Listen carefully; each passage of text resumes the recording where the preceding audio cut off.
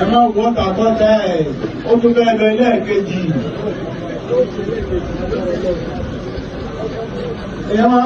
ẹ ti pínlẹ̀ rẹ̀ ẹ má wọ́n tàkọ́tà kò ní ó ṣẹlẹ̀ kejì. Oluwo of Iwo Ọba Abdulrasheed Teluwan wọ́n ti endorse Gov Ademola Adeleke ti Ọ̀ṣun State fún second term fún ìgbà kejì fún ìdìbò tó ń bọ̀ ní 2026 ẹ̀rí bíerébíeré 2026 náà ti ń bọ̀ nìyẹn kẹ́ ẹ tó ṣẹ́jú páó 2026 ti dé, so wọ́n ti bẹ̀rẹ̀ sí ṣe campaign díẹ̀ èyí tí wọ́n ń pè ní endorsement ní irú àsìkò yìí. Ọba Abdulrasheed ni wọ́n ṣe endorsement yìí nígbà tí wọ́n ní kán gbàdúrà fún Gov Adeleke gẹ́gẹ́ bí aṣojú. Wọ́n yan Ọba Abdulrasheed gẹ́gẹ́ bí aṣojú fún àwọn kábíyèsí àti ọmọ ìlú Ọ̀ṣun nínú program kan tí wọ́n pè ní New Year Interdenominational Service tó wáyé ní Government Secretariat.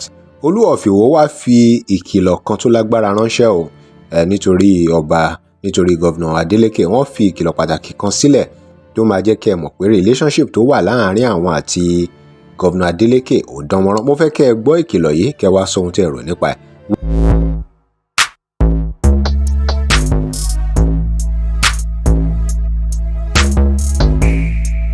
Welcome to CrossBlog X TV. Remember to like, share and follow us. Ẹ já gbọ́ ohun tí Oluwo of Iwo sọ, ìkìlọ̀ tí wọ́n fi ránṣẹ́ sí gbogbo èèyàn nípa Gov Adeleke, pàápàá nípa endorsement tí wọ́n ṣe fún wọn fún 2026. Ẹ já gbọ́.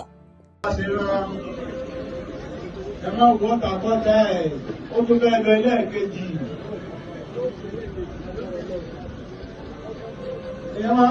ẹ ti pínlẹ̀ rẹ̀ ẹ má wọ́n tàkọ́tà kò ní ó ṣẹlẹ̀ kejì.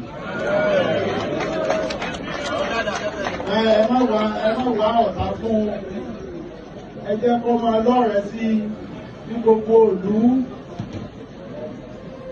Everything is by numbers. Ẹ má jẹ́ kíkà ní APC, PDP, gbogbo yín ẹ má bá gómìnà ìjà. Oluwo of Iwo lẹ́gbọ́ tí wọ́n endorse Gov Adeleke yìí. Ó máa gbàdúrà gbogbo máa ṣe dáadáa. Gbogbo ẹni tí ò gbàdúrà bẹ́ẹ̀ fi kémi ṣe dáadáa wo gbogbo wọn ní parí.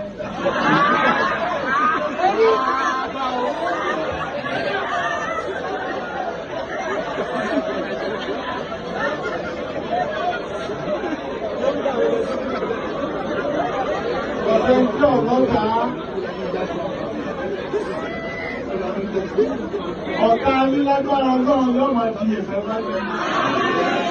Ẹ wà náà ṣé kí ni? Ẹ máa tẹ́ ọ̀tá yóò di ẹ̀fẹ́ báyìí. Gómìnà ọ̀tá yóò di ẹ̀fẹ́. Ọwọ́ gbọ́dọ̀ ẹni kò ṣe tó gbọ́dọ̀ bá gómìnà Ọ̀ṣun ti ọ̀tá.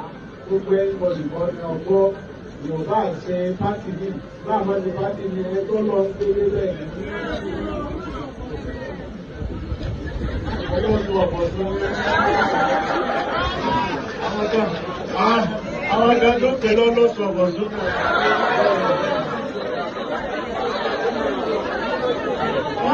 Oluwo of Iwo ti sí àrìn níwò. Oluwo of Iwo lẹ́gbọ́ tí wọ́n endorse Gov Adeleke yìí. Ayé yóò dá o, ó ṣoríire o, ọba ti fẹ́ tọ́lọ́ ń gbé débẹ̀ tó ọba ti bá jà. Wọ́n jà bọ́ọ̀lù mọ́tò. Ìwọ́n ti mọ̀ sí kí ni? Ètò ọ̀rọ̀ ilé bóyá àṣọpọ̀ nígbà tí wọ́n lọ ṣe gbé kalẹ̀ nìyẹn. Jésù gan sọ bẹ́ẹ̀ pé kí ẹ ṣe kí ni aláṣẹ.